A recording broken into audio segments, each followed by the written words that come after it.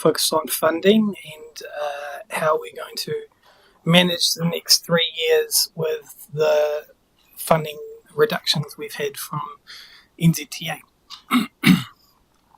So I'll just do a brief recap on what we've covered already in committee. I'll review the long-term plan objectives for land transport, and I'll discuss the proposed budget reprioritisation. I'll discuss the level of service impacts we're foreseeing and discuss our plans for mitigating them as much as we can. So broadly, how I'm going to approach this is, as you would have seen in the work, in the spreadsheet sent out for your review, and thanks for the comments on that spreadsheet. The intention of the revised program is to get the most of the benefits as we described in the long-term plan and our activity management plan. So when I get to that section, I'll go through budget by budget, and I'll be referring back to the workshops we did back in November last year, where we discussed the land transport activity, remind everyone on what we were looking to achieve, and discuss the rationale behind the reprioritisation to get to that point. So to recap the funding, over the 3 years, 2024-25 to 27-28, 26-27, the land transport budget in our long-term plan was $33,514,906. That's excluding the CIP funded stuff, the Tara Ika works. So it's really just our normal subsidised work. NZTA have not funded any of our improvement activities at all, and have reduced funding for several operational and renewal activities, resulting in an actual budget of $27,247,251. So it's a bit more than $6 million reduction, and that's over 3 years. So that's a 19% reduction overall, and it's a reduction of our NZTA subsidised income by 31%. The NLTP funding for local governments in particular has been pretty dramatically cut throughout the country, particularly for improvements. But we are kind of right at the bottom end of that. We're getting hit just as much as, pretty much as well as anyone else could. So why do we need to undertake this exercise? We want to attempt to mitigate the level of service impacts. We can move funding around from activities to better account for critical level of service impacts and try and stop those from happening so much. So an example of this is our footpath. So our footpath maintenance budget, which is an operational expenditure, has been cut from about $65,000 a year was our budget, down to $23,000 a year, or $23,500, and that's not enough to basically protect, respond to trip hazards and to undertake the other bits and pieces of work we did through that budget, which includes the urban footpath cleansing in the CBD area, the pressure washing of the footpaths in the CBD. I'll cover the level of service impacts a bit more detail later on. To make the investment worthwhile, for some activities, the budget we have, if we just kept it the way it is now, you can't really deliver a full project, where you can't deliver the ones we need to do with that budget for a year. And we wanted to really rationalise the amount of money that we've got, and instead of trying to get a little bit of benefit across all these activities, we thought it would be better to take some from others and put it somewhere else so we can get full benefits, or closer to the full benefits that we were aiming for in some activities that we interpreted Council's intention to be the more important areas. And to also maximise NZTA subsidised budgets available. So any NZTA subsidy we've got to match with our local share. Our FAR rate is 61%, so we spend $1 and we can claim 61% of that back up to a certain budget for a certain activity. And some operational and renewal budgets, particularly renewal budgets, they've given us more than we've allowed for in our long-term plan. Part of that is because we asked for more after we had done our LTP, but after the GPS had come out. So we were trying to sort of make sure that we'd have the option to get some more funding. Part of it is that they've just given us more money than we asked for in a couple of, or the availability of that funding in a couple of budgets. It's not ideal because it's not the activities that we would prefer to spend them on, but we're confident that we can work within the NZTA category sort of rules on what work can be done out of what category to still deliver really good benefits.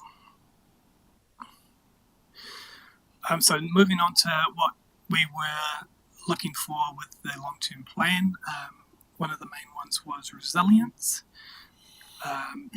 So I've taken some snips from that presentation we did back in November last year and lead up to the long-term plan. We wanted to do a new budget called Resilience Improvements, and we put a budget forth for $650,000. So the local share of that is $253,000. This is the work that covers our stormwater improvement, primarily around the road reserve, our road drainage improvements. It also can be used for work such as protecting bridges, erosion protection, and drainage around retaining walls, or improving retaining walls, or putting ones in where one's needed but doesn't exist at the moment. So our intention here is that this is an important one. We thought we would take $207,000 from the other improvement activities and put it into this, so we'd pump that up to $460,000. Just another note, as I go through these, I'm talking about the 24-25 financial year numbers. So it's just a single financial year. There'll be the same sort of story with minor changes for the next 2 financial years, but for simplicity's sake, I'm just going to work on this financial year for now.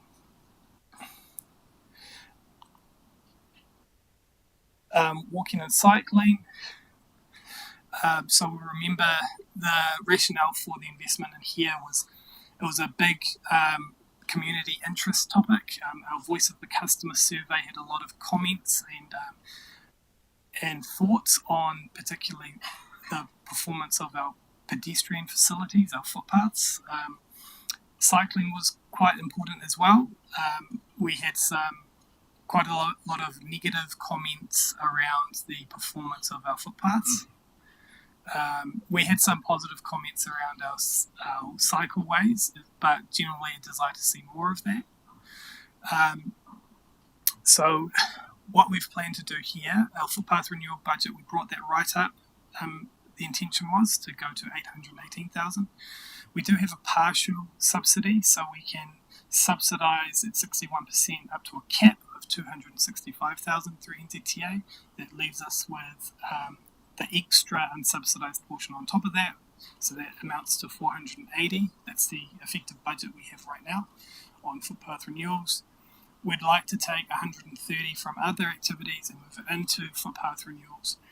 We won't be able to reach our aim of making the network have no poor or very poor condition footpaths by the end of the 3-year term, which was our aim with the long-term plan, but we will get a long way there. If we spend about $400,000 to $500,000 a year on renewing footpaths, we keep our condition basically static. If we renew more than that, we improve the overall condition. We can knock out those poor and very poor condition ones. So it's probably looking like a 6-year, 7-year term to get us at this legal investment down to having no poor or very poor condition footpaths. Poor and very poor condition footpaths have trip hazards, they're all cracked and uneven.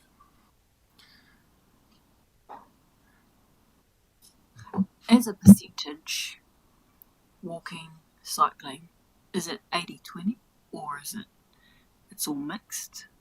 or 50-50? What have you got in mind? Do you mean like what's the ratio of investment between walking and cycling? I'll just flick through this. So the figures are up there. So without any changes, we've got a total of 581,000 available for footpath improvements and footpath renewals, and a total available of 281,000 for cycling improvements. I haven't included the operational budgets of cycle path maintenance or footpath maintenance, but they're both effectively negligible compared to these amounts. So, yeah, 580 to 280 would be the ratio. So the intention here is to basically cut back footpath improvements. So we'll be doing no new footpaths the next 3 years with the reprioritised budget, and would save $50,000 a year to do improvements such as flattening out pram crossings, taking lips off them, and just making them safer. We've got a lot of footpaths, especially in Levin and some of the beach settlements where there's just bad pram crossings, are very steep, or they have a big lip, and people in wheelchairs have big issues with them. So we want to keep doing that work of chewing through them. But the new footpaths, like you can't get much done with $50,000. To be honest, it's half of one footpath site usually.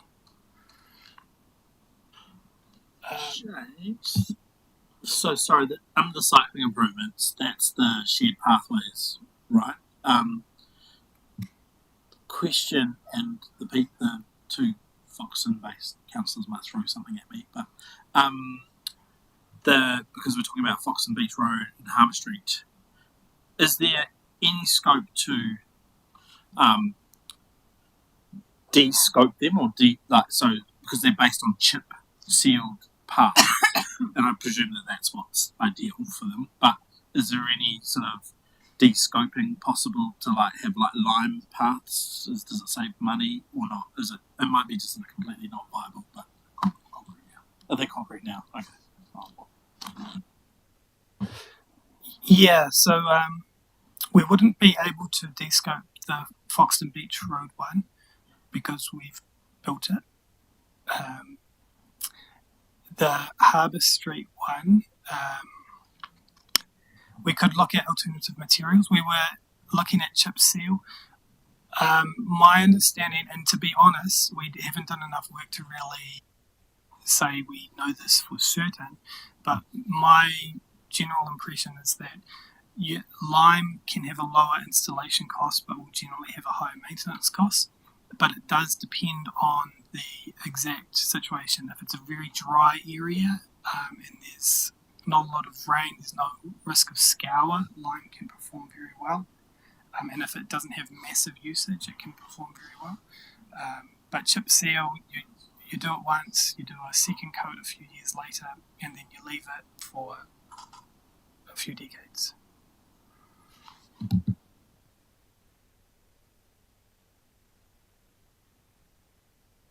So the cycling improvements, my impression was that this was important, but if we've got to reprioritise stuff, the council's view that this could be something.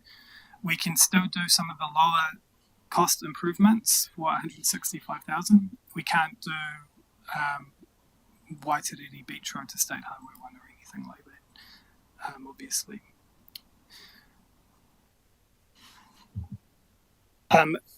After I'm done with this section, there's a roundup showing each line item and how it all shakes out.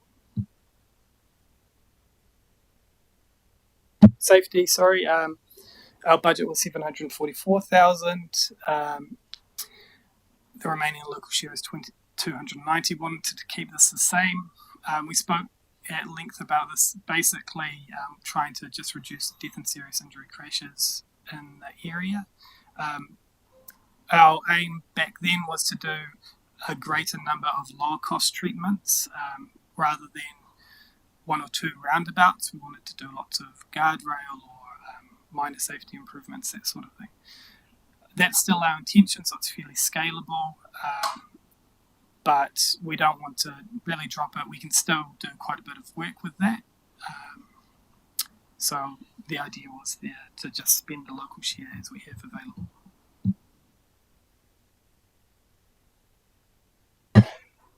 Then road condition. So if you recall, our intention here was to maintain our network's condition.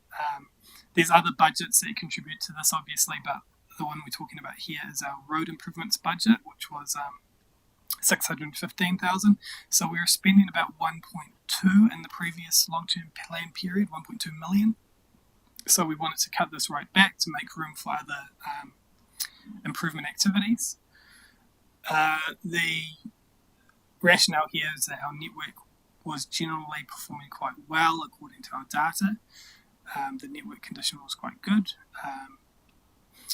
So we wanted to basically reprioritize money away from here. We want to keep 70,000 in this budget to do a few streetlight improvements where we've got quite poor coverage, and we also want to put in a few turning bulbs, asphalt turning bulbs in cul-de-sacs where they don't have any. There's quite a lot in the smaller settlements in the district. There's quite a lot in Foxton Beach, quite a lot in Manukau. Basically, the problem is that the rubbish truck can't turn around and it backs into people's driveways, and it's quite a problem.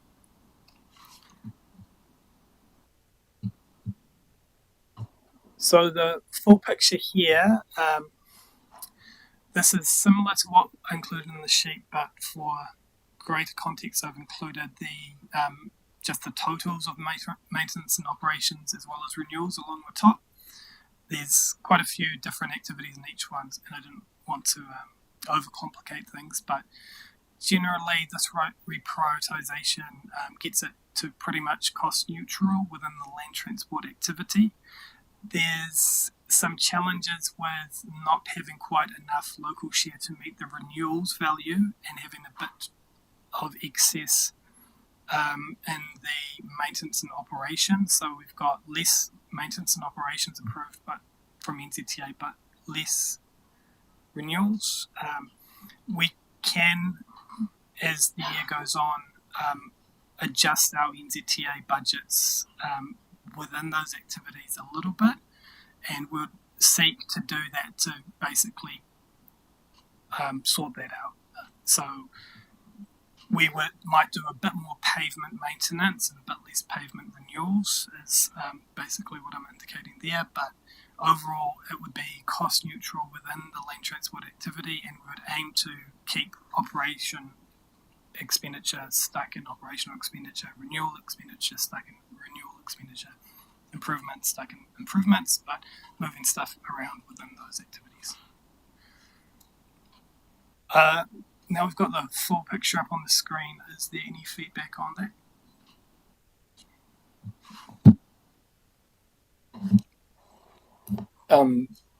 James, I actually like the way that you've actually reprioritised resilience projects. We know that those have been causing a number of issues over the last few years. I suppose seeing that reallocation is positive, but the reality of us spending all that budget that you've actually put in there, especially around the additional drainage improvements, will that be a reactive thing, or have you got things that you've already got in plan that you know we need doing in the, over the next 2 or 3 years?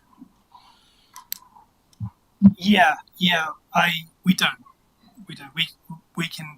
I'm confident I've got work scheduled out that can fill all those numbers. James,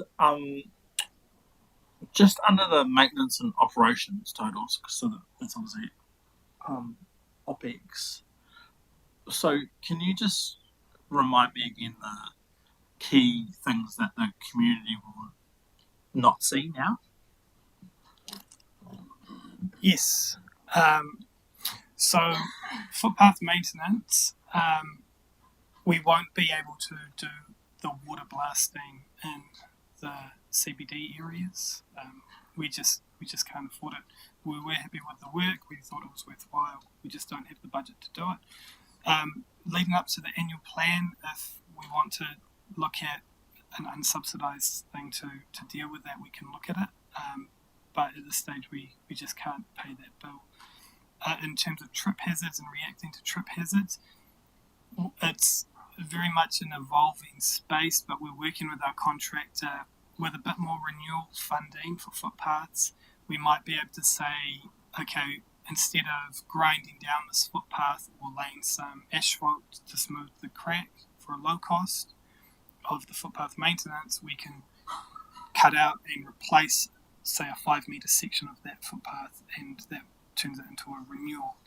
It's less efficient for the renewal. We get higher rates for the shortest section of the footpath, but it will help lessen that level of service impact. The other thing is in the operations space, the network and asset management. Our budget was 1.35 million. It's gone down to 1.15. So we're going to cut down on our data collection, which we pay out of this budget over the next 3 years. We will do traffic counts this year. We had an existing contract. It's not a massive value, but we won't do it the next couple of years. It might put us in a bit of a tricky situation with a lot of the information feeds into our SSPs, and it's going to get less and less, more and more out of date, less and less accurate. But unless we're willing to just pay for it unsubsidised, which I wouldn't really recommend, that's going to have to be the reality of it. Couple of things there, James. Reactive maintenance on CBD footpath cleaning, I assume, will still be done if it needs doing. This is just, we were doing proactive stuff in terms of that space when we, the other thing is around data collection. With the increase in traffic around, especially Queen Street, Bath Street, those sorts of areas, I'd be keen to ensure that we sort of continue that, because a lot of the issues that we're having is that cross-town sort of congestion, and if we can see that climbing or getting worse, if we don't have any data to back up what we think is happening, especially with Bath Street lights and all those sorts of carry on, just a bit worried that we're not going to have any evidence to produce the NZTA around what we might do to mitigate some of that stuff. Yeah, I can understand that perspective, and I do agree. I suppose it might help if I'll try to very briefly describe how we use traffic counts. So for any actual work we do, we don't actually use the direct traffic count data. We use a model of estimates, which the traffic count data inputs into. So we can't count every road every year. Last year we did about 200 different counts. We got data uploaded for one section of a road over a week. What the estimate does, it controls for seasonal variation. The traffic on Fox and Beach Road is going to be a lot more in January than it is in June. And it basically updates growth, and it forms a little network in the computer where if you've got a main road that's got lots of vehicles a day and there's only so many roads that go off it, it'll rationalise that traffic growth and increase it. So the estimate model will become less accurate over time, but it'll still be usable. It'll still have data fed into it from other sources, such as traffic that's monitored at all times on the state highway. If the traffic on the state highway is growing at, say, 4% a year or 2% a year, similar data will be inputted into our estimate model. If we do want to keep that, it's very hard to find something that we could drop in favour of that. We could drop bridge inspections, but I don't want to. And yeah, it would really be a question of finding operational unsubsidised expenditure to pay for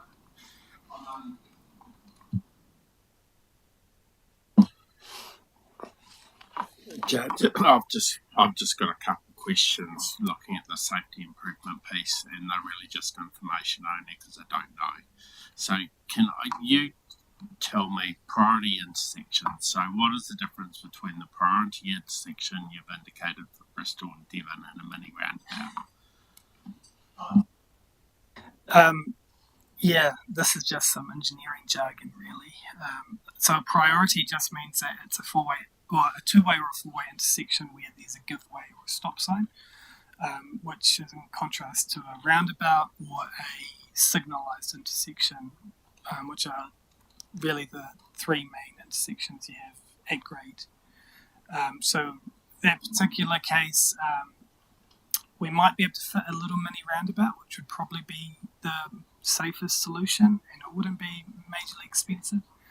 If we can't fit it, we could keep it as a priority controlled or a give way or stop intersection and do some improvements for signage and maybe some traffic islands. And the other one, in reference to a number of the schools, you've sort of signalled potentially issues with high traffic speeding. So when you refer to raised platforms, you're referring to the raised platforms that are being put in on Liverpool Street and outside Waipu College. When you refer to other traffic calming, can you just confirm whether that includes speed bumps like along Trafalgar Street, or whether that's not a treatment that's within scope?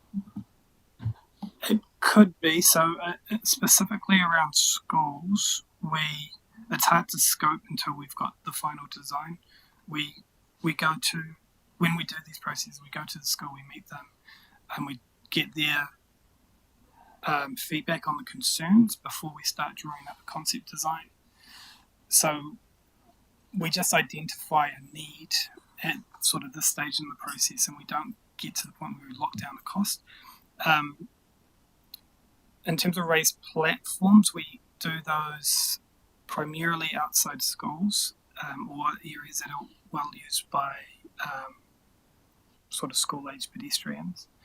They can vary in cost greatly. The concrete ones are expensive and would only really use those where we have high traffic. So the one we did at the Monaco school with not much traffic at all was an asphalt one. It's a lot cheaper. Speed bumps, we get a lot of CRMs of queries of people asking for speed bumps, and if we would have no end of speed bumps if we put them all in. So we take a very, I suppose, conservative approach. We occasionally get petitions, and when it's clear that the general consensus of the surrounding residences are that the speeding issue is greater than the detrimental effects of the speed bump, we're pretty happy to do them. Across a normal two-lane road, an asphalt speed bump puts us back about $7,000 each. So it's not massive cost per site, but they tend to slow people down just where the speed bump is. They don't work that good 50 metres down the road. I'm not sure if I answered your question, sorry. I have a better understanding around what it looks like, and that's what I wanted. In terms of looking at the list, are there any other, if you had a bit more money, were there any other projects from a prioritisation perspective that was on the wish list that just hasn't made the cut? I'm just more thinking about, have we missed an area where we have had near misses or have had a high level of traffic concerns that may not sit on this that should be? I suppose that the more money would get us doing what we're currently doing faster would be like we'd like to look at Bath Street a lot around Jubilee Park and that sort of area. We've got concerns. I'd like to do a lot more of the little minor stuff in the CBD area. I'd like to look at the Seabury, Nash Parade, Bond Street intersection of Fox and Beach by the pump track, which might be quite a high cost project. And over time we will get to those, but if we had all our money we might get to it all this year. We don't, so it might take us a wee bit longer.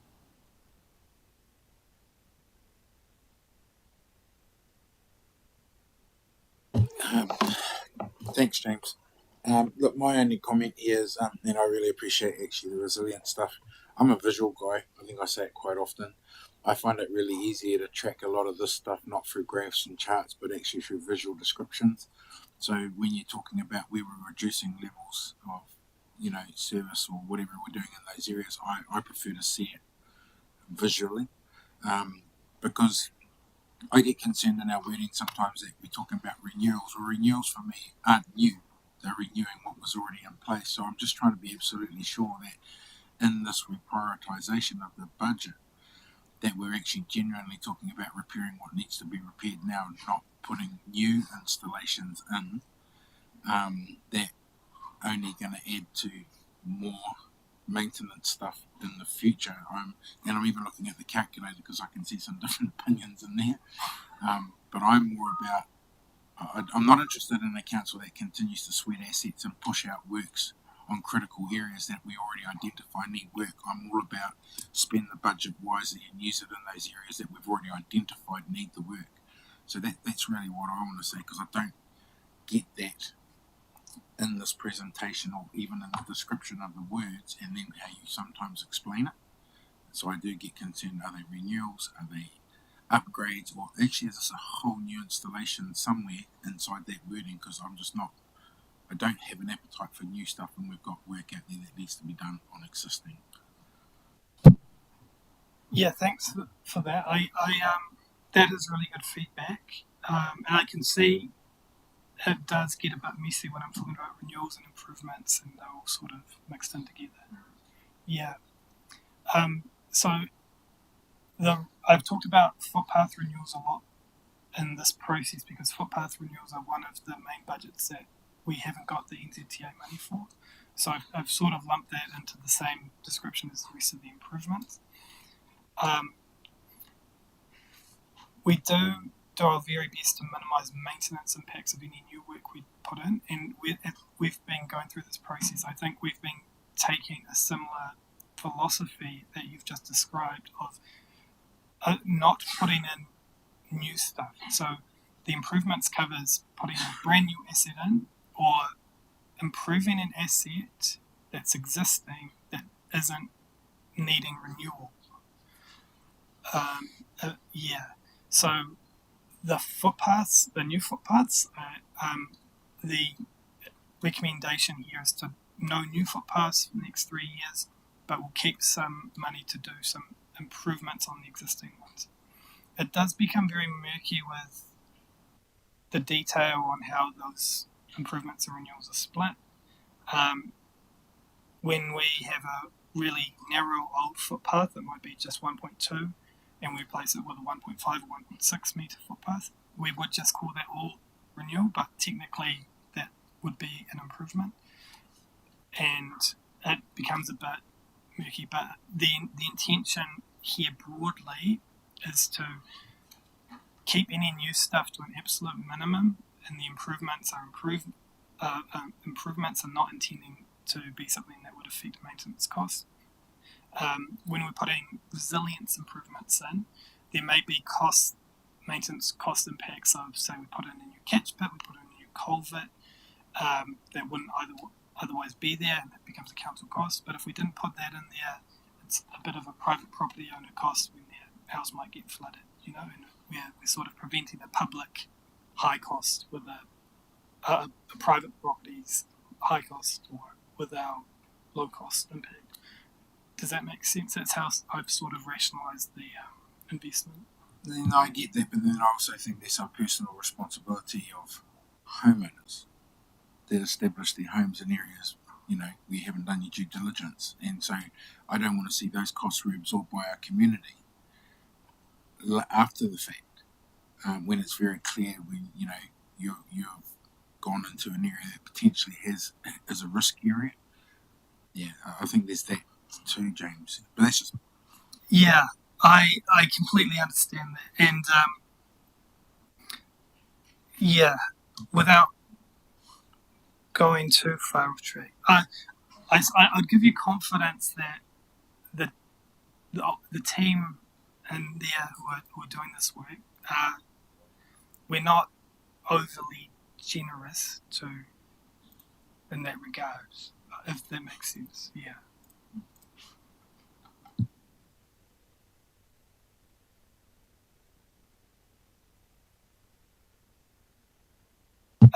Unless there's nothing else, I'll just quickly cover off the next steps. Is everyone no red flags? Okay.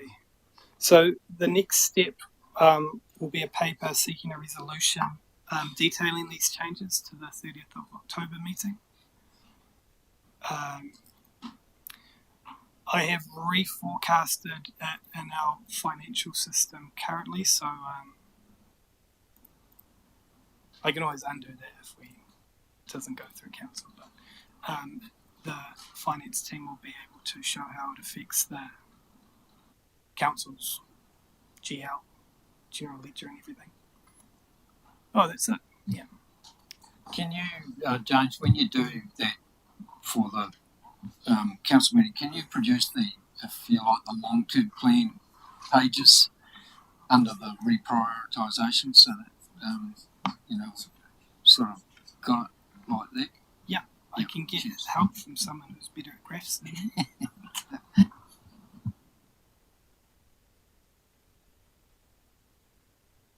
Thank you very much.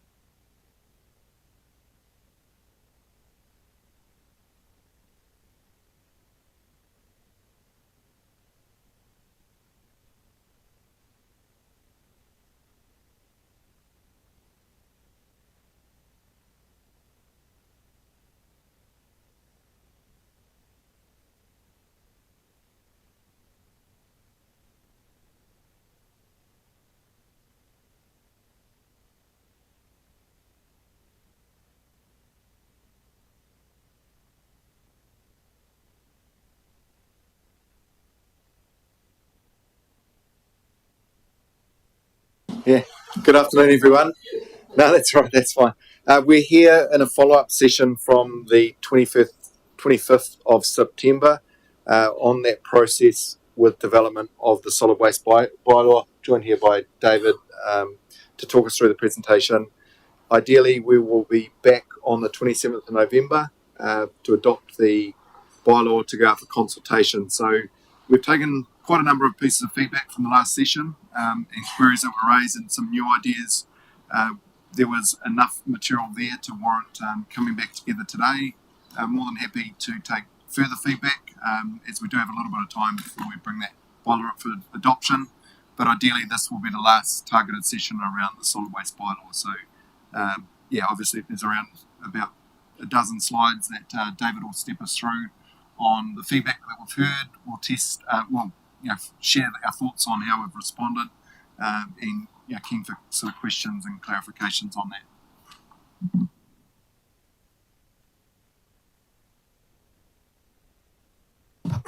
So as mentioned there, our purpose is to report on those matters raised from the previous workshop and to seek your further direction on the content for our draft bylaw and get it ready for consultation.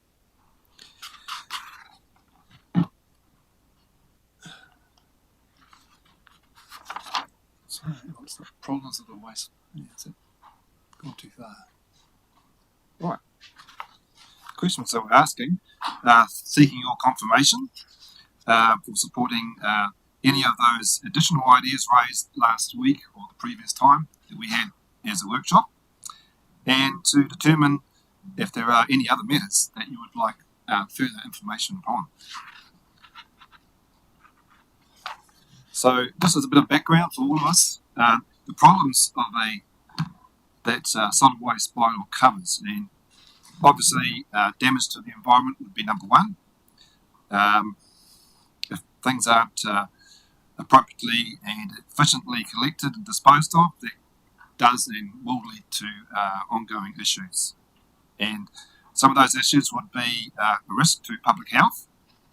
And doesn't take long for if late bags and late bins are left at curbside for our animals to be going through those contents, whether they be rats and cats and dogs. It's quite a problem with people leaving or having an unscheduled or irregular collection. Of course, there would be a breach of council's resource consent conditions if at our transfer stations like Foxton and Shannon, if we didn't take the rubbish away in a timely fashion. If we let it sit there for 2 or 3, 4 or 5 days in the middle of summer, it could cause a few issues there with the smell and, of course, scavenging animals. Also, the final one there, risk to health and safety of community members.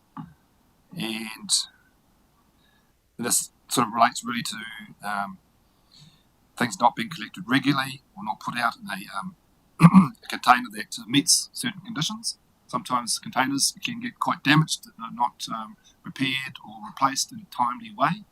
We want to see that the infrastructure or the assets that are on curbside, that they are a serviceable and safe receptacle. And I've added here that if we haven't got rules, then it's really hard to do any control.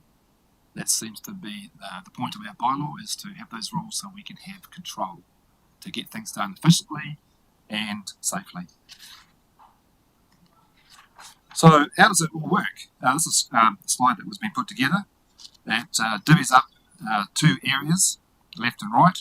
So council seeks to regulate waste collectors because we want to do it, as we mentioned before, for the environment protection, public health and safety. Council does need the tonnage data from these private waste collectors, and that gets emphasised as we go through.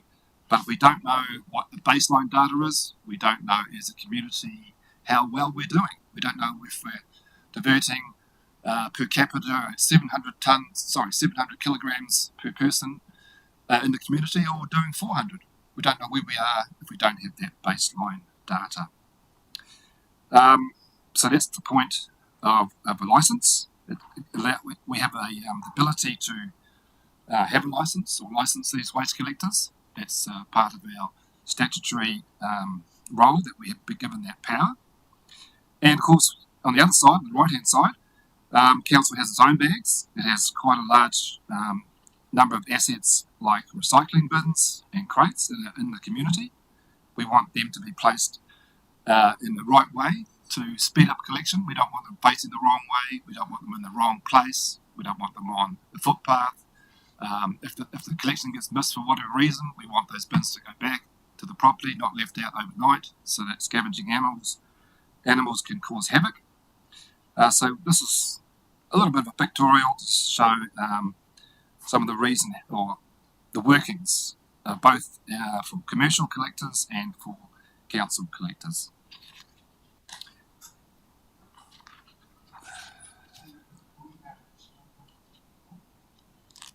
Yes, absolutely. Let's go back to the company. To the graph that you just provided. I just feel like there's a tiny bit potentially missing there based on our previous workshop, and that was that issue I raised around the contract between the company and the household.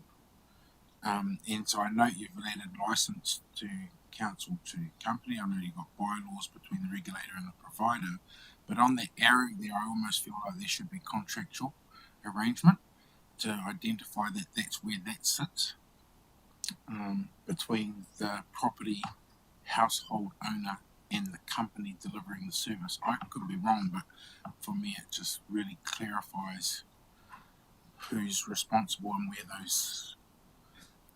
those things sit, if that's the right way of saying it. Thank you.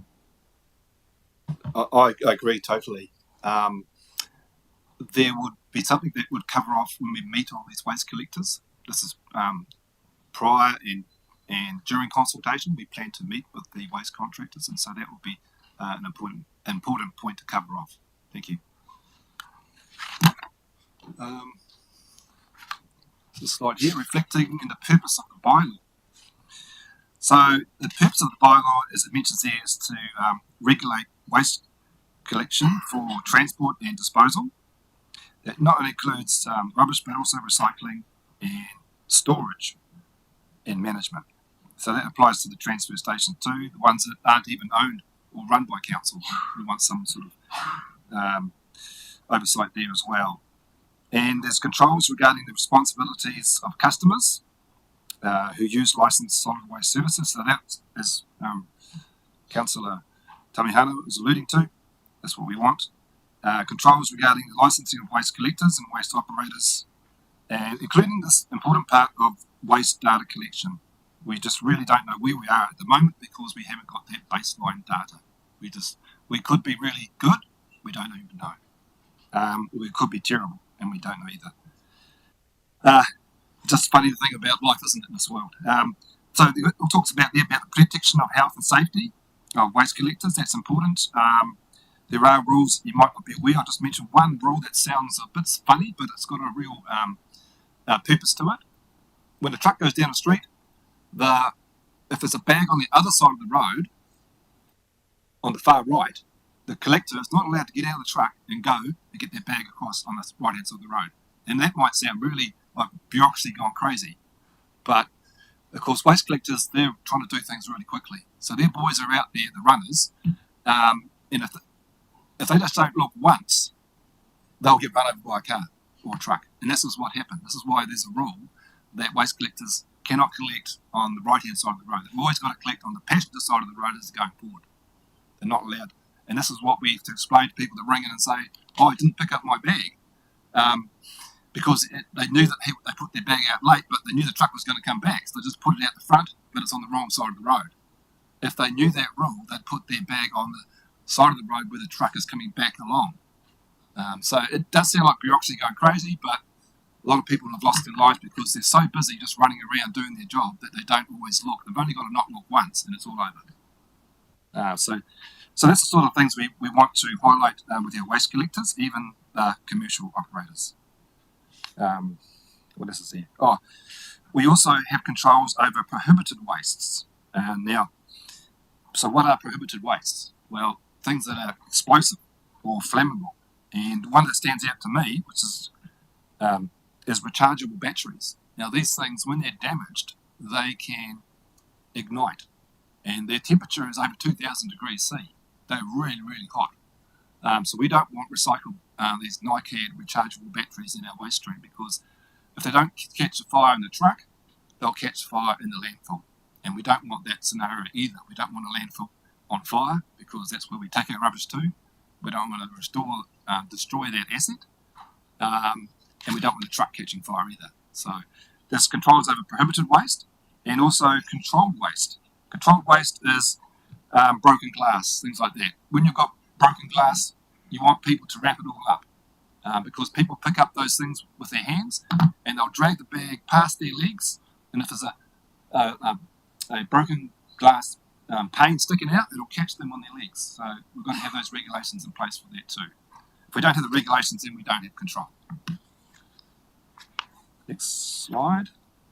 Oh, just before we go, just wanted to mention in passing. Oh, sorry, big pardon.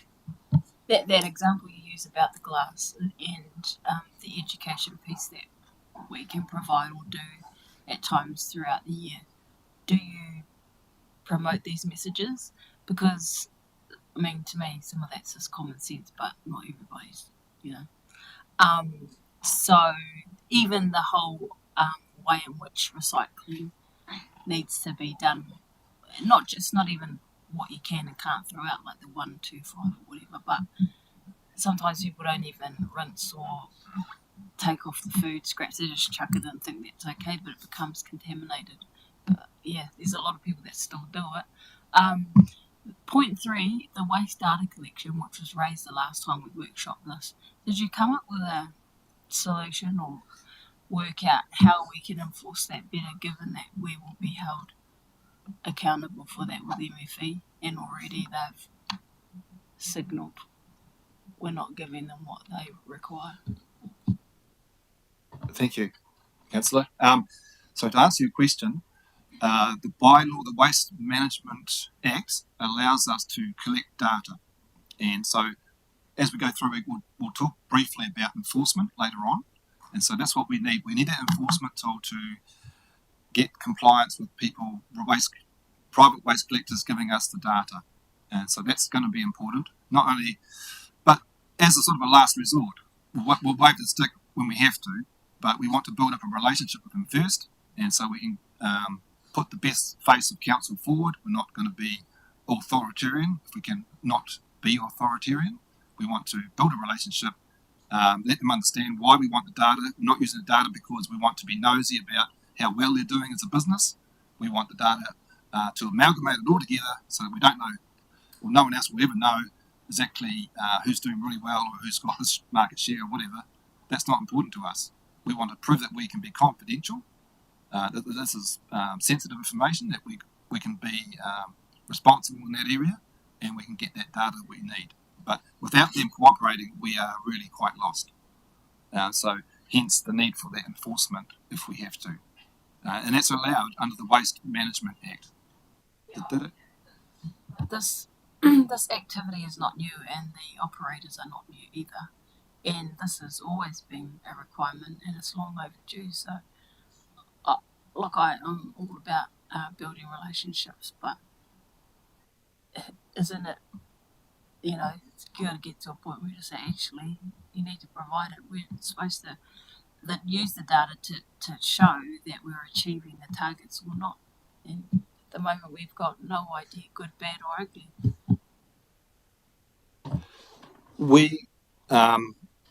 Since I started here, there were a lot of things that got dropped off the list. It's actually quite a busy role, and there may not have been enough people in that role to cover up all those bases, because this is, in this space, when you're dealing with central government like MFE, and it's very bureaucratic and red tape heavy, and so there's not a lot of time for just one person or even sometimes two people to cover all the bases, and so some things get left off. And so we've got a good team now. We've got 3 people in the team, and we're getting stronger and stronger every day. We've come a long way since I first started here, which was not quite 2 years ago. So we're ticking off these things progressively, And this is one of those things that we want to do it right and get the bylaw to support it in a timely way. The license that was there before, it was very prescriptive, and it was about almost like 8 pages of material just to license a waste collector. It was just a bureaucratic nightmare in my view. And so we're going to have a much simpler, clearer document for them to look at. And that's what we want to show them during consultation, what the document looks like, and they can offer a feedback on that document as well. And so we want to get them on board to come along with us as a community. So we're hopeful that we can do what we should have done perhaps in the last half dozen years ago. So if we all keep on going forward as we are, I'm sure that we'll get that necessary data. We have got the tools. Thank you. All right. Review the solid waste bylaw. So this is just background. It has to be reviewed every 10 years. That's why we're here today, to do this review. The time is up. You can do it less than 10 years. And things do change a lot in 10 years. It's a huge change, really, in 10 years. It's been agreed that the solid waste bylaw remains, in our view, the most appropriate way to address perceived and actual problems relating to solid waste. The structure of the bylaw has been changed to shift the operational matters, including licensing, to what we call an operations manual. So it just makes things more efficient. We don't have to go to consultation to change some detail in the bylaw. We can go to the operations manual and just tweak that, put it before council. Council said, yeah, we agree with that, or we don't agree with that, tweak that here, and then it's just changed in a matter of a simple meeting. We don't have to go to full consultation as we do with a new replacement bylaw. So it just speeds things up, makes it more efficient. And we've improved some of the wording in the bylaw to make it that much clearer and to modernise it and keep it up to date with any changes. And for example, we don't want to have in the bylaw that you can only collect plastics 1s, 2s and 5s. That's not the appropriate place to put that sort of detail. The detail like that should go in an operations manual, like pizza boxes. That doesn't need to go in a bylaw, that goes in the operations manual. But if we put those sort of details in the bylaw, then when things change, it's really hard to have it put things out to full consultation just for a few little things that have changed. So again, it's a efficiency matter. So I think that's a good principle, how you just outlined it, because one of the things that the council haven't done yet is that full assessment of our role in the solid waste space. Like, what is it going to be going forward?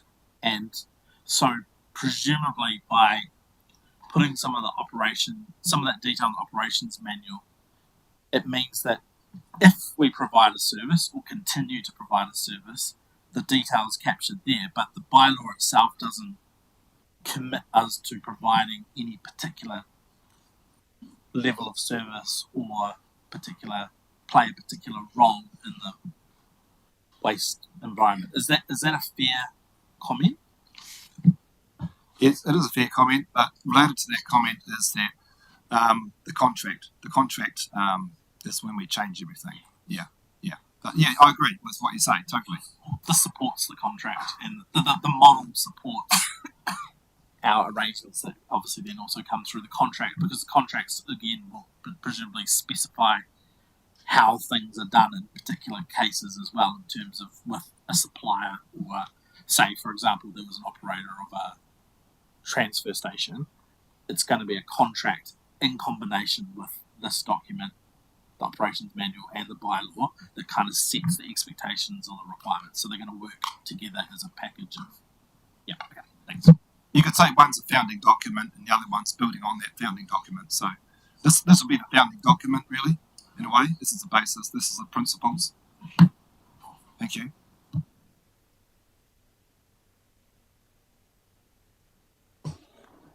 Matters raised at the last workshop. So there was queries. We'll just run through these, but we'll go to the next slides that break it all down. So there's queries about the placement of bins, managing graffiti on donation bins, Free things being left at the street as donated goods, so stuff surrounding the bins.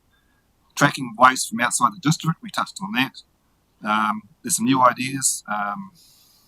It was mentioned about construction sites, which we should be or could be doing in that space. Junk mail. The question is there an issue? Do we need to manage it? And then there's multi-unit developments, referred to as MUDs. So we'll just go to the first slide about those. Placement of bins.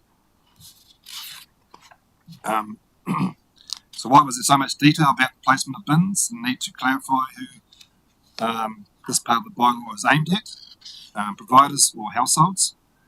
So I guess you could say both. Looking at that slide that we had, the pictograph earlier on, there's detail for both groups there, the private operators and the households. Particularly with our council recycling bins, we want to be clear and consistent with how we place the bins at curbside. No rules, and then of course no control. It also makes the whole operation that much more efficient for the contractor if things are put out in an orderly way. Imagine if they have to get out of the truck and turn every bin around because it's all been placed the wrong way round. That would slow your day down by maybe 10, 15% because things are around the wrong way. And so we can put those sort of detail in the bylaw or in the operations manual to just make things that much more efficient. And we do want a start time and we do want a clearly defined end time. If we say in our bylaw that 7:30 is the start time, that is up for consultation. The waste collector might come to us and say, no, I would like it at 7 o'clock. Well, 7 o'clock's not too bad. So maybe the elected members might think, well, we can go at 7 o'clock. But we do need to have defined times. Otherwise, you're going to have collections that start at 5:30 in the morning. So you've got all that noise, trucks up and down the street.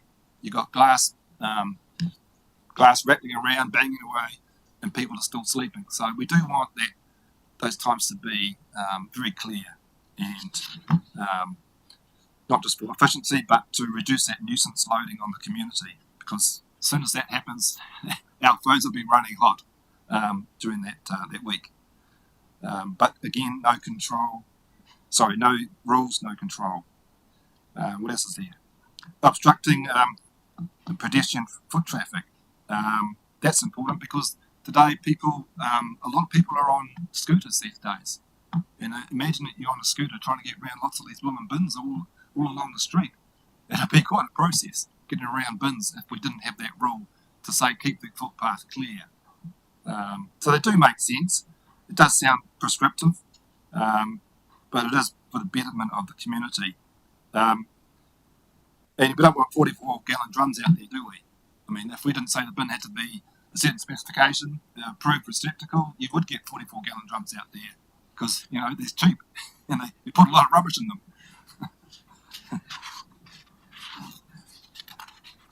Next slide. There's a detail about in the bylaw. Sorry, someone got a question? No. All right, so there's the details there about placing things at curbside. There's going to be an agreement between the occupier and which is the householder, and the licensed waste collector. There's got to be an agreement there, and that'll be in the license. And we said here, this can change as well, but we said that you can't put your bin out no earlier than noon the day before collection. So that does allow someone, I guess, who wants to go away to put his bin out, things like that. But it's not ideal leaving your bin out overnight, particularly if you've got dog problems. So that might be up for change. Somebody might say, no, you can only put it out on the day of collection. So at the moment, it's noon on the day before. And just placement of the bins and on the berm or the verge that's there in the bylaw. The bins must be placed immediately outside the property boundary facing the road, so they do not pose a hazard to vehicular or pedestrian traffic. And then there's a requirement in the multi-unit developments, that's in the operations manual. If the bins are left on the berm or the verge, they must be visible from the road, so not hidden. So if you've got an area where there's lots of trees and stuff, they have to be visible from the road and not impede any pedestrian and vehicular traffic. And what's the other one? How we manage graffiti, that was brought up. So we did contact the team that's looking after that, public places team, and asked, is there a problem with managing graffiti? And the team mentioned that council has never requested to have distasteful graffiti removed, but doesn't mean to say it won't happen in the future. That distasteful graffiti can be a problem, but their approach was to, if it's not on if it's not on private property, then mentions there that we could look at talking to the property owner and ask them to remove it, and that's probably about the extent that we could go if it's on private property to remove distasteful graffiti. But it hasn't been really a problem as at the moment, but who knows, it might do in the future.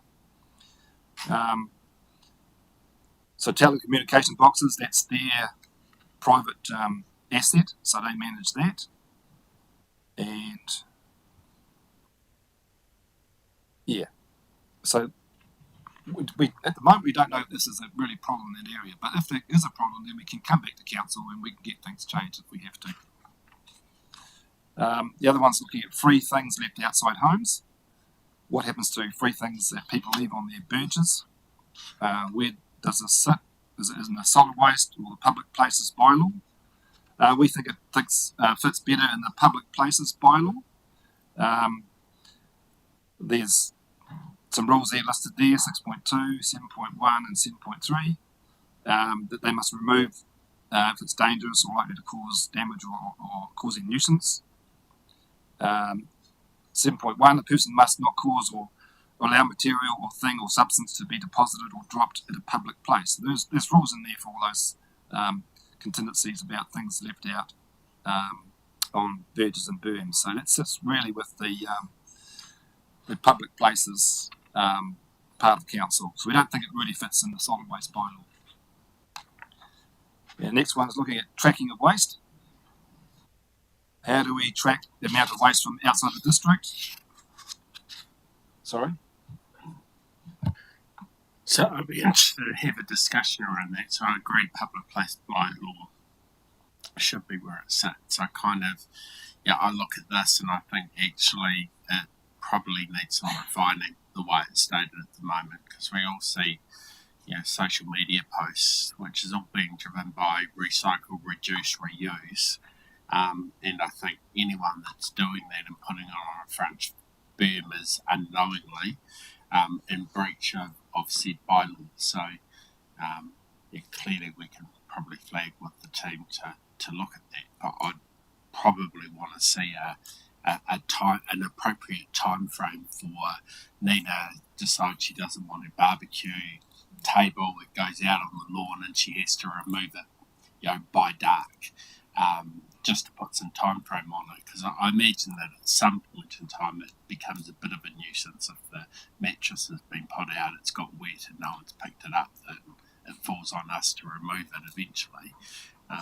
But I think that the way it's described in here just feels a little too prescriptive.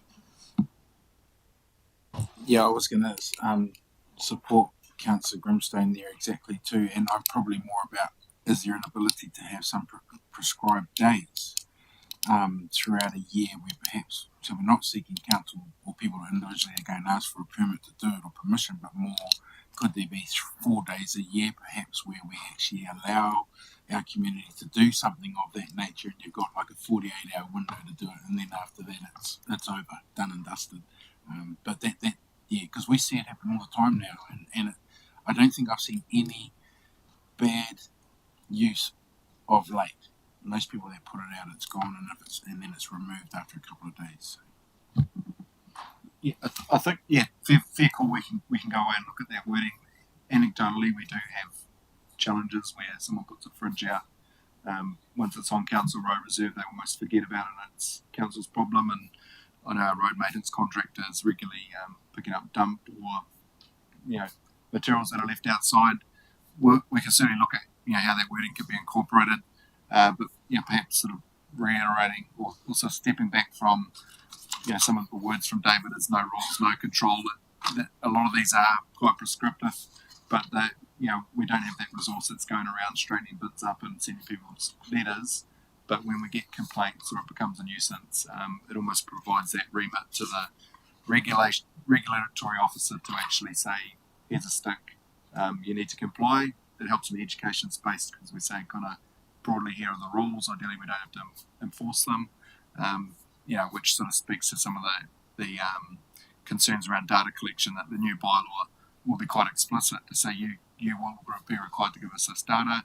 We'll obviously consult with the providers around privacy and other matters, but this will drive us getting to a result because we've got the stick in behind us in the rules to comply. But in the case of free rubbish, and also the initiative around would we consider doing a quarterly spring clean of the house and leave it on the berm? Maybe that's something we can look at trialling, and we'll throw that in the mix with the waste minimisation upcoming plans. Yeah, I was going to say it meets one of our top priorities in many respects. Just on that one a bit more, there is a feature in the bylaw about inorganic waste collections, so it's in there.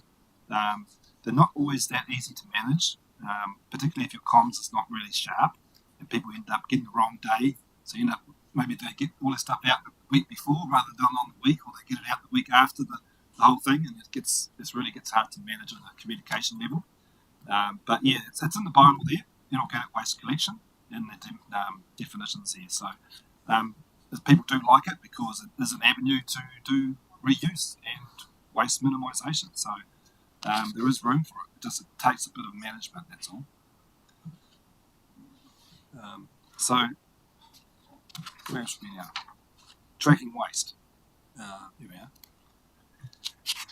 we are. So tracking waste, when a waste collector goes and he's got a truck, he's not just serving Horowhenua, he's servicing wherever he wants to go on his route. And that might be Palmy, Fielding, down the road to Himatangi, into Foxton, into Levin, and then to Kapiti, because that's his most efficient way of doing it. But unfortunately for us, he's got a lot of waste that's all amalgamated together. So we can't stop them from doing that. That's their logistics, that's their efficiencies. But what we'd like from them, though, is to give us a really good estimate of how much of that load is Horowhenua waste. And if they say it's 70%, I'm going to be happy with that. If they say it's give us a figure like that, I think that it's going to be fairly close to reality. You're not going to get better than that. We're not going to ask them to write down every stop they do and measure every weight that they collect. I think that would be too prescriptive, and we wouldn't be getting very far with that sort of regulation.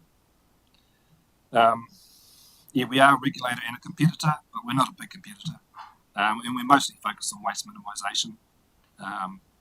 So I don't think we should be a threat to anybody out there. And our goal, of course, is to improve the waste tracking through the licensing conditions. And we think that licence is going to be able to effectively build the relationships and give us that necessary data. And hopefully they'll support it. So this one, tracking waste, is important from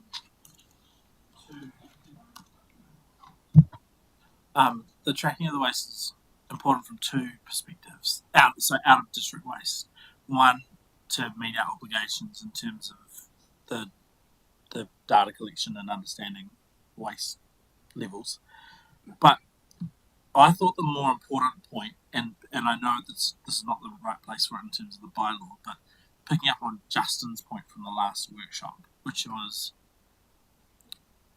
and so it kind of opens a bigger question, which is transfer stations at Shannon and Foxton, are they paying their own way? Like, as in, are they public goods where ultimately the ratepayers subsidising the disposal of some of that waste, is it cost neutral or is it revenue making? And so you don't have to answer that today, but I think this is an important part of this topic for the out of district waste, to actually understand what is the impact of out of district waste on the transfer stations that council currently controls and operates, and what does it look like from a cost management revenue perspective? Because I think that well, that's certainly what I'm interested in. I think Councillor Tamiana was interested in that, because that, I know the bylaw won't solve that issue, but the whole money side of it, in terms of those transfer stations, I think is something that the table is interested in, I think. Yeah, so early stages, we've completed the draft Section 17A review. We are looking to, in a similar vein to the Three Waters transition process, look at a further layer of detailed business case analysis around that very comment with costs and revenues, risks of going back to the market or re-tendering. So there'll be an upcoming briefing and almost some of the commercial and confidence that we do need to get scheduled in once that business case is completed, but you can certainly expect that this side of Christmas. So we'll jump into a lot more detailed early conversations, and that will ultimately dictate timing for renewal or re-tendering of contracts and scope. So that's considering all the full remit of in-house outsourcing, bags, transfer stations. We're picking up the research on what our neighbouring councils, how they're operating as well, so we can bring a lot of that information ahead of a scheduled briefing. So I'll make sure I get that locked in the calendar before the end of the week.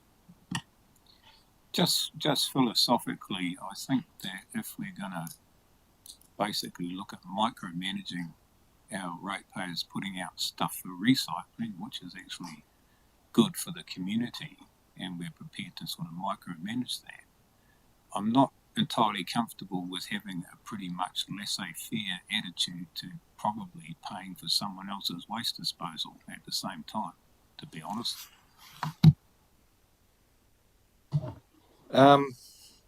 It's a complex arrangement. Palmy has a private operator at the transfer station charging up to, I think, $400 a tonne. Ours is sitting around just below $300 a tonne. And essentially they're the same companies. So they set the price according to what they can get away with. So it's not all, and of course you've got to remember that they own the landfill as well. So it's quite a complex arrangement. When we owned the landfill, we made $1.5 million a year in return. But because we're out of the game now, and so the rules, it's all completely different now. So we're in the real world. We have not got very many cards up our sleeve to play. In fact, probably got hardly any at all. For start, we don't own the big live-in transfer station where most of the waste goes. But if people choose to bring their waste in here, it's pretty hard to stop them. This is the community we live in. At least we have an ID card to say only ratepayers with this card can use this transfer station. That's the only way I can see how we can say no to people from out of town. But this is a regional problem. When I worked in Rangitikei and Manawatu, we had people from Manawatu going to Rangitikei because they were cheaper there. They only had to drive 10 minutes down the road or something and go across the river and go to Bull's transfer station and get a better deal. We couldn't stop that. It's just a fact of life that people go wherever it's cheaper. And in fact, with green waste, we had people going from Fielding all the way to Palmy to take their green waste to Awapuni. They didn't seem to factor in the petrol cost all the time, but it was a better deal because it was a lot less expensive to get rid of their green waste. So if I was in that situation, I'd think, okay, it's going to take me another 15 minutes to get there or 20 minutes to get there driving my car. I would say it's not worth it. But people come up with their own ideas why they do things the way they do things. Yeah,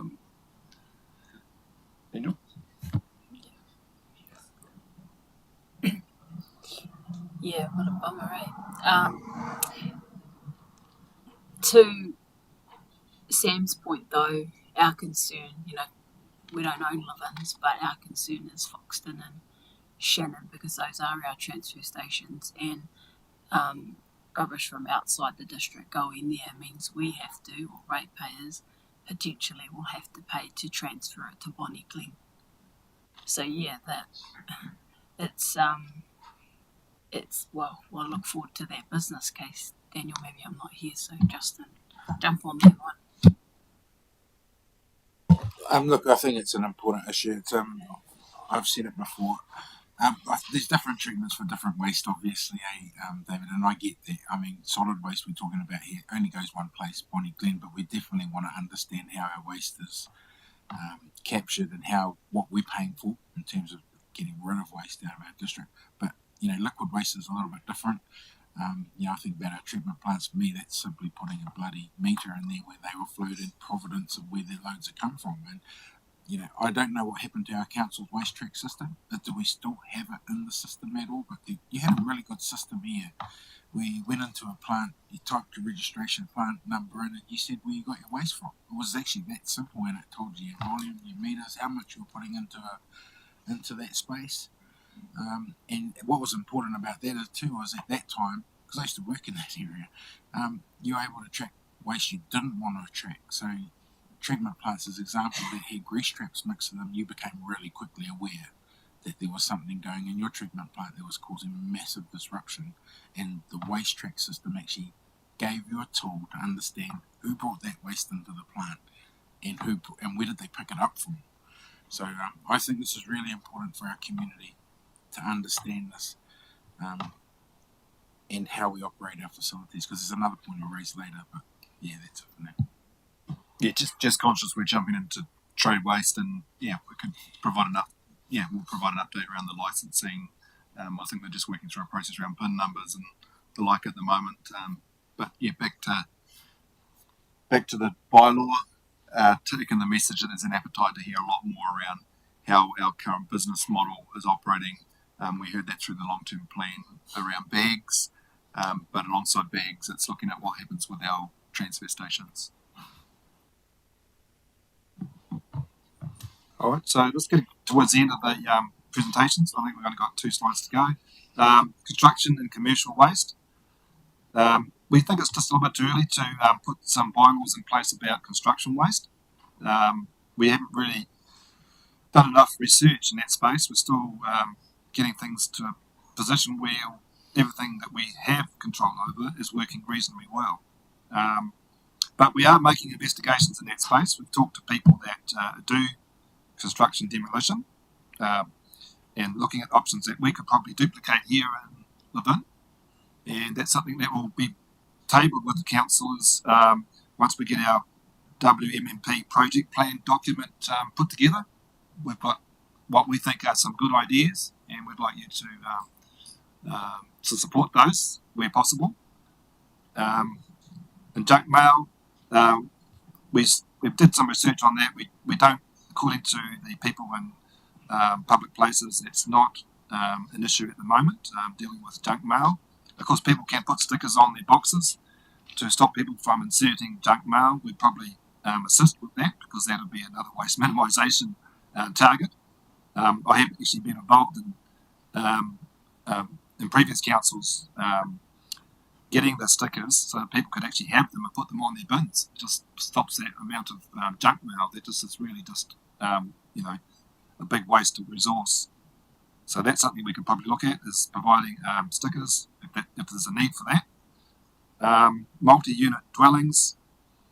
There's going to be some detail there in the operations manual about making sure that there is capacity or a place to put bins, and there's a place there for recycling, that vehicles can get in there and do what they have to do, because sometimes those areas are quite tight, and we want to be able to have some sort of surety that vehicles can still get into those places and service those dwellings. So that's been sort of taken with the planning people, the people that do subdivisions, we work with them in that space to make sure that there is some capacity there for having rubbish and recycling containers and bins. So next steps, this is our, sorry. To those, given that I raised them. So I note the direction you've kind of taken, but I was more about the requirement for those sites to create waste minimisation plans. Given that if we have the Gypsy Fair come to town for 2 days, we're going to make them make a waste minimisation plan, but we don't care about Speldhurst having a waste minimisation plan, and we don't care about anyone who's building 100 houses having a waste minimisation plan. It seems like a discrepancy. I get that there's no system we're providing yet for construction waste to be dealt with, but if you're building 10 houses, you're going to have a lot of waste, and it'd be great for you to have a plan on how to deal with that waste instead of just going, no, skip it. That was more the angle I was kind of thinking we'd approach that from. Kind of, yeah. Do you want to comment on that now? Yeah. Well, if we can get a good business case together and show that we can handle the waste that is diverted at a lower rate than disposal, then there's a case to be presented. But if it's going to be higher than disposal to a landfill, that makes it that much harder.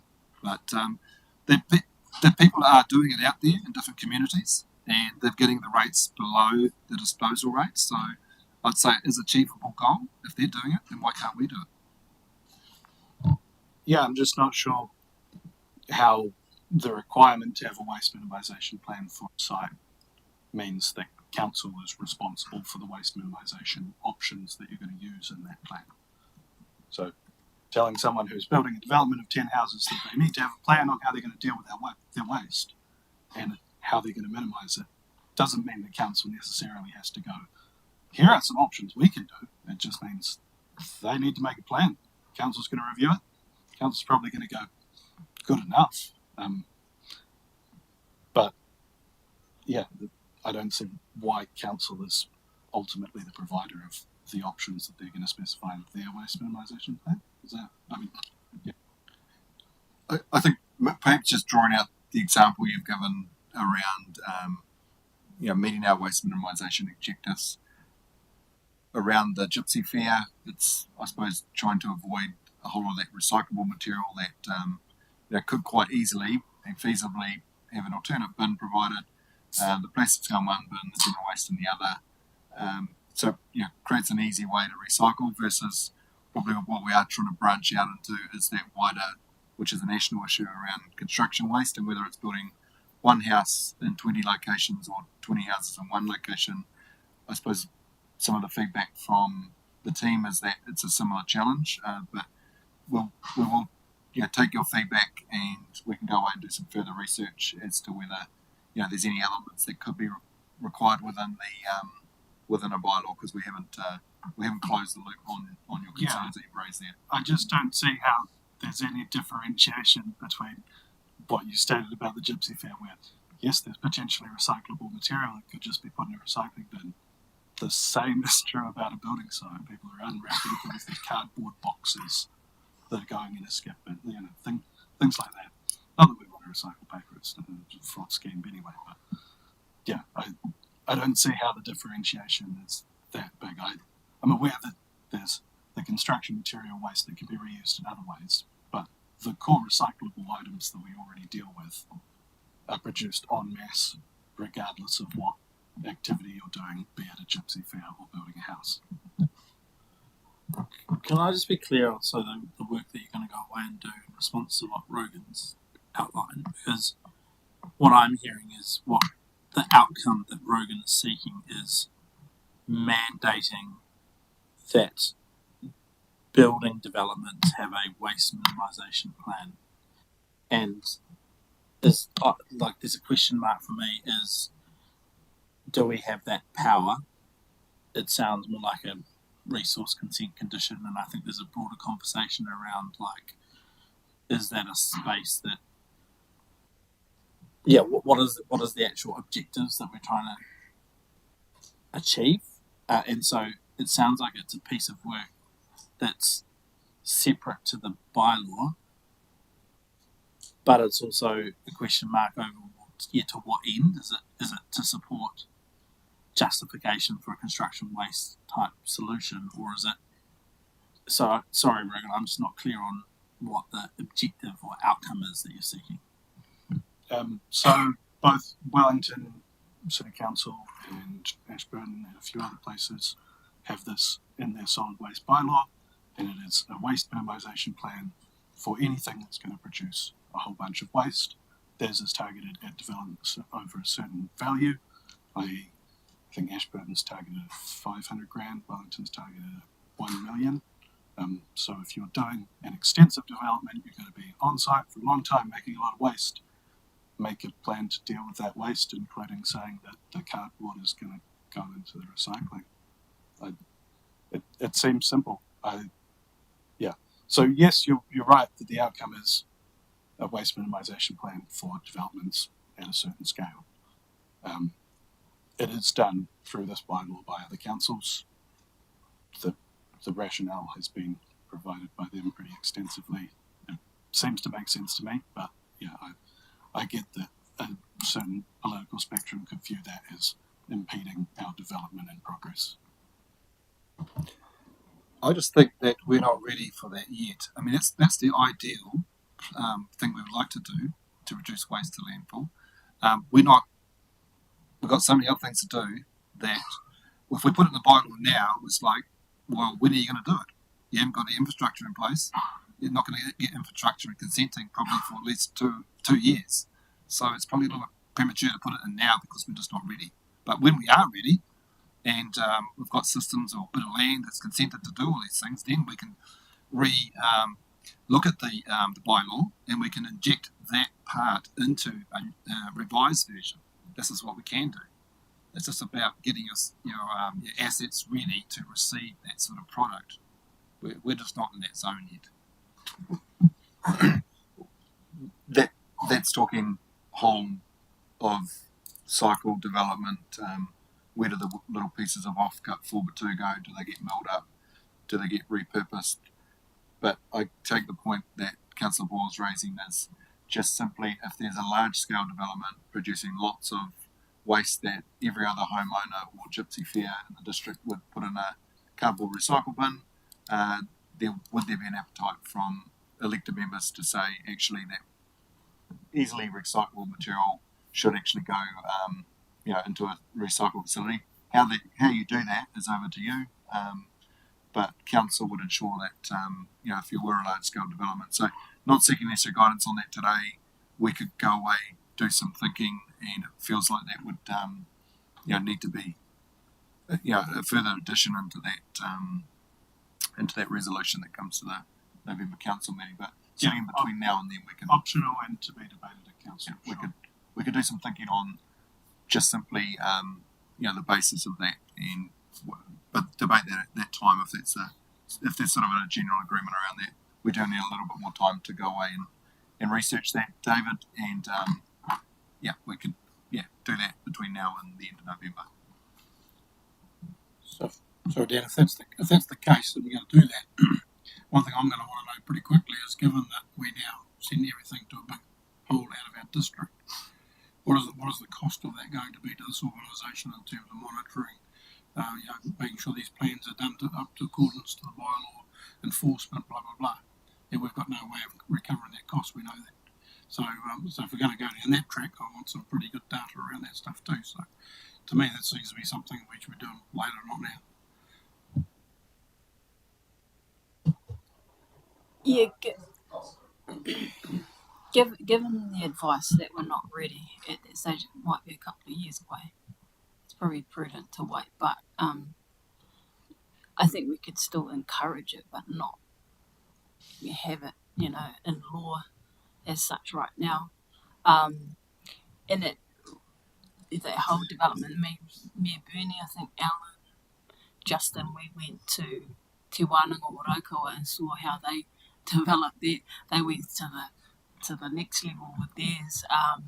Everything was reused, but and they were hoping for world-class status on the whole project. So, but I mean, it shows it can be done. But I'm going to take your point and lean into the officer's advice that we're not ready for that, and given Ross's point about, can't afford just yet, we're not in that position.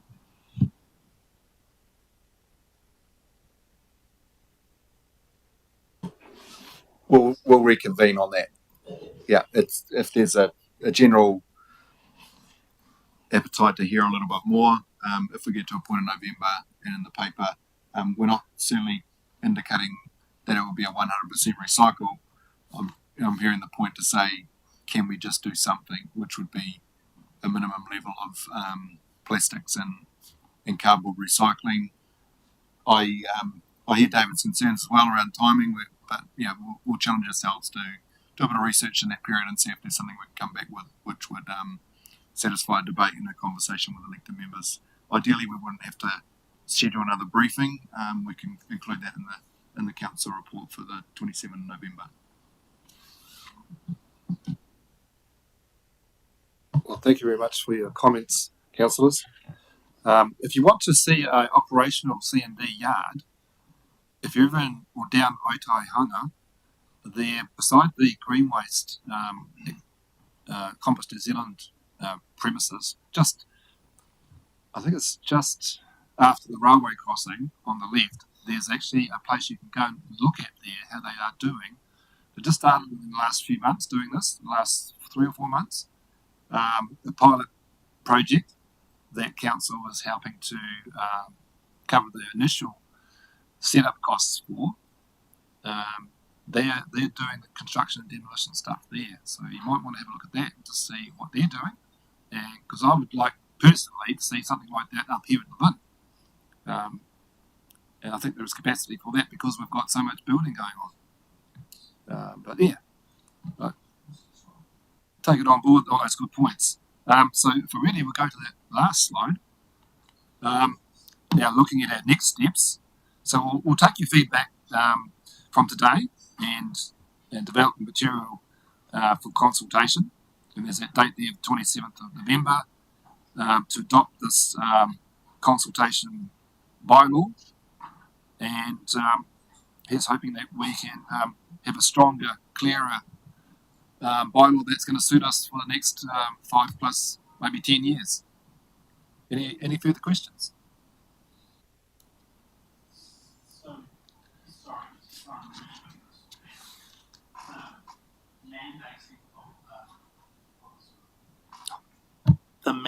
The point we've just talked about, mandating of waste minimisation plans at the development level, that topic, presumably is that coming back to us in 27th of November as an option to debate to include in the bylaw or not? Because for me, that's nowhere near enough. We haven't worked that through. That's just a concept at the moment, and so surely that needs more cooking in the oven, for want of a better phrase. I know Rogan will disagree with that, but there's so much complexity to that, and potentially so much cost, and so many other moving parts to it that it seems premature to bring it to 27 November meeting. That's just my take, but have I understood that correctly? Yeah, I hear your concerns. We can come back via email to the group within the next 2 weeks once we've gone away and done that due diligence. That would likely result in us needing to schedule another briefing in November, early November, in order for it to be included. So we'll go away and look at what we can come up with within that time period. What's the complexity versus the exact same clause that we have for events coming to the district that requires a waste minimisation plan for them? An event is a one-off. An event happens every year. Usually in a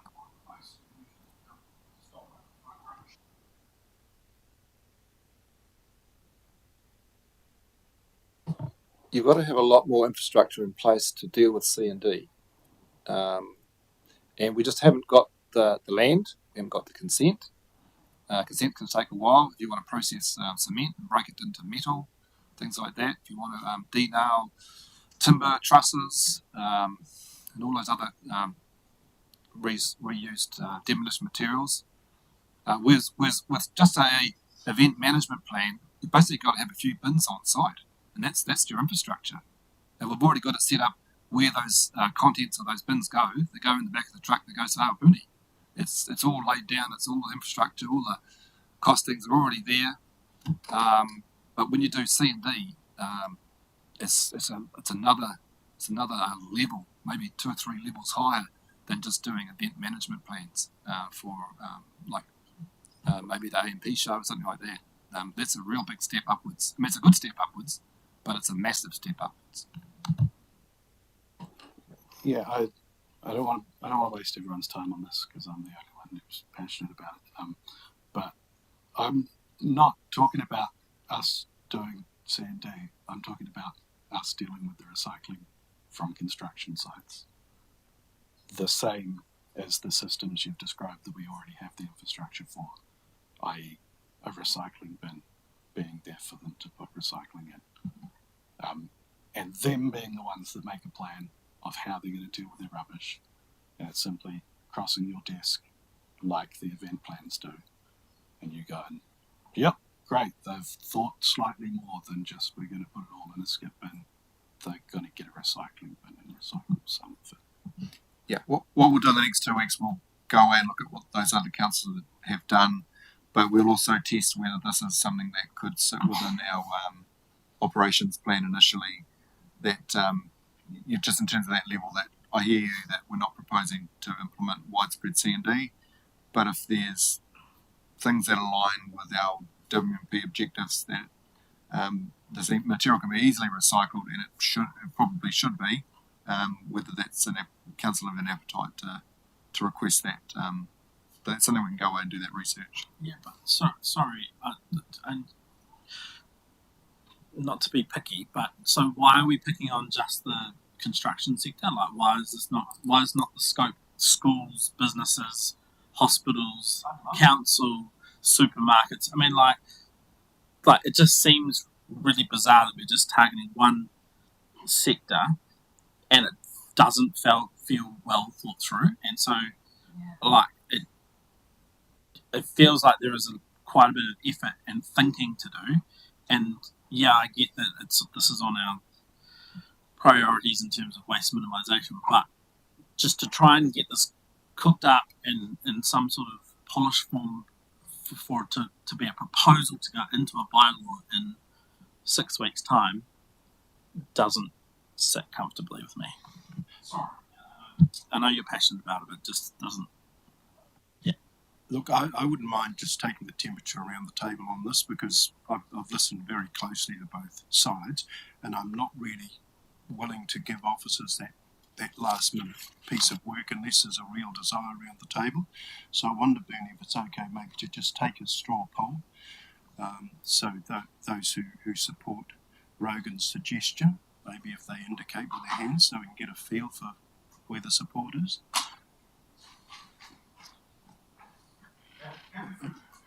Yeah, and those who do not see it as appropriate at this stage. Did someone count? I think it was more slightly against. Yes. Yeah. Oh, okay. Well, if the table's happy with that, that's a go. But at a high level, something could be put forward into, as David's indicated, that we're not ready for it now anyway. Even if we wanted to, we haven't got the infrastructure in place to be able to actually handle it. But at least in a mention at a high level in the report that says, it's something that we could look at in the future in terms of what we do, along with all the other things that Sam's mentioned as well. I don't want to be a bugbear, but I'm going to raise one other matter. I just had to double check that it was part of this conversation. Problems is what the bylaw covers, and the last one is risk to health and safety of community members and people working with waste. And I've raised it before, but I don't think it's been encapsulated anyway. But Councillor Tukupa reminded me when she said we own Foxton and Shannon waste stations. One of the things I've raised before, and I don't see it captured anywhere actually, is about disposal of waste, and I'm really worried that we don't provide. So I'll give you an example. When people turn up to the Foxton or Shannon Wasteful, there's these big, huge gates in the way. And if you've got a cage trailer or you've got a wheelie bin or something of the nature, you actually can't unload your waste. And I'm told regularly by the contractors that it's because of council that they're not allowed to have a lay down area. So I just want to understand that, because I go down there and I watch people struggle to get rid of their waste. The old days there were no gates, you could dump it into the pit, really easy to get rid of waste. Today you've got these big massive gates with a gap like that, and there's no way of emptying a wheelie bin, there's no way of getting your cage trailer up to the edge of that thing and trying to load through those bars. And I just want to raise it, because it's actually making life's people hell paying to use our facilities and trying to find a way of safely unloading their waste. And again, I'm being told it's this council that don't allow a lay down area. Just to answer that, it's actually nationwide. I had to put those bars up in Rangitikei and Manawatu about 5-6 years ago, and I made it so you could adjust them, so they could go up and down and sort of get sort of an average height that was suitable for most people. I did make an area for trucks to back into that didn't have that facility, but they were only by permission of the operator of the site. So they could go to an area where there weren't any bars. They could just tip their big truck up and offload like that. But the bars are there, of course, safety reasons. They just stop people from falling in who are driving in. People do end up, before that, they actually did have people in the pit that drove in the pit by mistake. People fall in the pit. Like they're taking on a trailer, trying to pull off a waste, and it's really got high resistance, and it goes to zero resistance, and then they're in the pit. And that's not what we want to happen. We want people to take a little bit longer to empty their trailers. I know it's inconvenient, but that's the only solution we have at the moment for that design station. That design station was probably built in the 1990s, and if we want to do major refits to a station like that, we'll have to be certain that we want to be in that game for the next 20 plus years, because if we want to do major design changes. Yeah, but it is annoying, I know, and but it's just one of those safety things that they've brought in nationwide.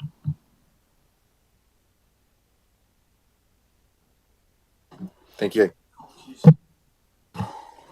Thanks, Daniel. Thanks, David. Appreciate that, and look forward to the report. Obviously, if there are any questions, make sure that you do get them on to David sooner rather than later. But appreciate the work, David. Thank you. Cheers.